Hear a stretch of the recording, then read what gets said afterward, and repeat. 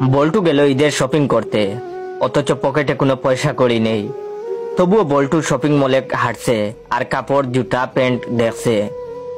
হঠাৎ একটা জিন্সের প্যান্ট দেখে বল্টুর খুব ভালো লাগলো। লোভ সামলাতে পারল না সে। বল্টু তখন দোকানদারকে বলল, এই জিন্স প্যান্টের দাম কত? দোকানদার বলল 1000 টাকা। তখন বল্টু বলল, 300 টাকা হবে ভাই। দোকানদার বলল, কি যে বলেন, না এতে হবে না। তখন বল্টু বলল, তাহলে 320 টাকা রাখবেন? দোকানদার বলল, না একদম 700 টাকা নিবেন। বল্টু বলল, না আমি 420 দিব। দোকানদার বলল, শেষ দাম 500 টাকা হলে নিয়ে যান। বল্টু বলল, না ভাই, শেষ দাম 450 হলে বলেন, না হলে আমি যাই। তখন দোকানদার বলল, আচ্ছা নিয়ে যান। তখন বল্টু প্যান্টটা হাতে নিয়ে দিল এক দৌড়। দোকানদার চিৎকার করে করে বলল, কিরে প্যান্টটা যখন চুরি করবি তাহলে এতক্ষণ দামাদামি করলি কেন?